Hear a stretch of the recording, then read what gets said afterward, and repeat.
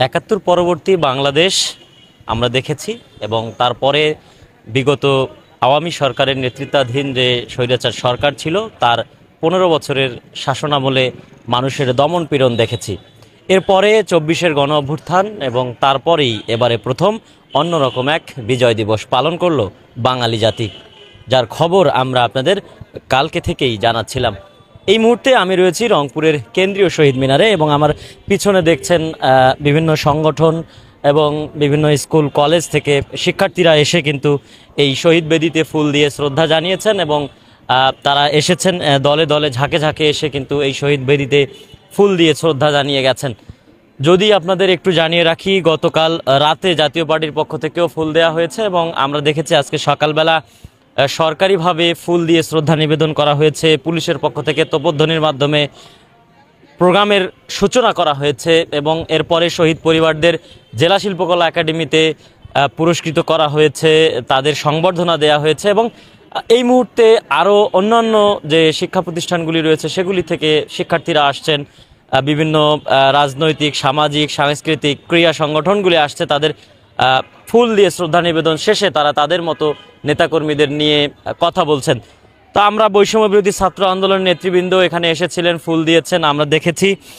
তারাও জানিয়েছেন যে তাদের নতুন যে যুগপথ আন্দোলনের সূচনা সেটির বিজয় দিবসের, আজকের বিজয় দিবসের এই শপথের মধ্য দিয়েই আগামী দিনে তাদের যে কর্মসূচির অঙ্গীকার সেটিকে আরও ভালো পথ নিয়ে আসবে। এই মুহূর্তে আমি একজনের সাথে একটু কথা বলতে চাই। বৈষম্যবিরোধী ছাত্র আন্দোলন রংপুর জেলার যুগ্ম আহ্বায়ক বেলাল রয়েছেন। একটু যদি জানতে চাই, এবারের ২৪-এর বিজয় দিবস কেমন উদযাপন করলেন, আগামী দিনের প্রত্যাশা কি?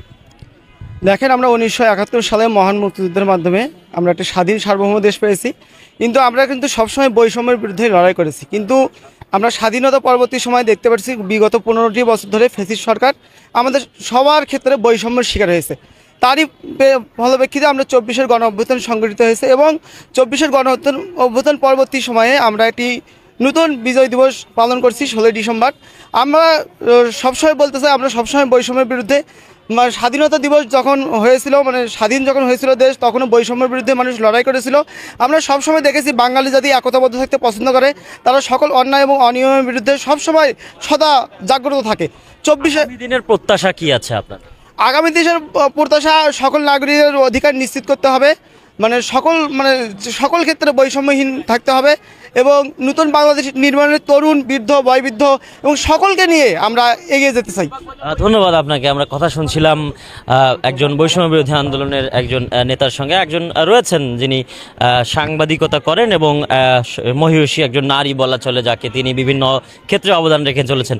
একটু যদি আপনার কাছে আজকের স্বাধীনতা দিবস, আজকের বিজয় দিবস আপনার কাছে কি মনে হচ্ছে যদি একটু জানতে চাই। জুলাই বিপ্লবের পর থেকে আসলে আমরা অনেক কিছুই দেখেছি। সরকার পতন হয়েছেন, নতুন করে নতুন নব বাংলাদেশ আমরা পাচ্ছি। তো এই বাংলাদেশে প্রথম বিজয় দিবস পালিত হচ্ছে। সেই বিজয় দিবসে আসলে খুবই একটা ভালো লাগা কাজ করছে। আর সংস্কারের যে দায়বদ্ধতা নিয়ে বাঙালি নতুন যে চেতনায় এগিয়ে যাচ্ছে, আশা করি যে আগামীতেও এভাবে এগিয়ে যাবে। জুলাই চেতনাবোধ থেকেই আসলে একটা বিপ্লব আসে প্রয়োজনে।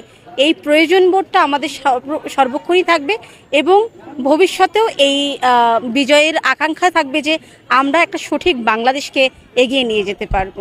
ধন্যবাদ আপনাকে। আমরা কথা শুনছিলাম লাবণী ইয়াসমিন, যিনি একজন কীর্তিমতী নারী, যাকে আমরা দেখেছি রংপুরের বিভিন্ন আন্দোলন সংগ্রামে তিনি থেকে নেতৃত্ব দিয়েছেন। এবং এর পাশাপাশি যদি জানিয়ে রাখি যে আমরা কিন্তু সকাল থেকেই দেখেছি বিভিন্ন সংগঠনগুলি এসেছে এবং ফুল দিয়ে শ্রদ্ধা নিবেদন করেছে। আর যদি একটু আপনাদের আরেকজনের কাছে একটু কথা বলতে চাই, যিনি ব্লাড কালেকশন, ব্লাড ডোনেশন নিয়ে কাজ করেন। তো আপনারাও এই বিজয় দিবসে আসলে এই বিজয় দিবসের মধ্য দিয়ে কি ঘোষণা দিতে চান? কারণ রক্তের যে দেয়া, সেবা দেয়া, এটি কিন্তু সবচেয়ে বড় একটা উদ্যোগ। তো আজকের এই বিজয় দিবসে আপনাদের প্রত্যাশা কি?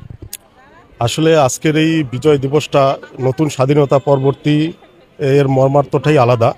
আজকে দেখেন আপনারা সবাই এখানে শিশু, বালক, বালিকা, বয়োবৃদ্ধ সবার একটা মিলন মেলায় পরিণত হয়েছে।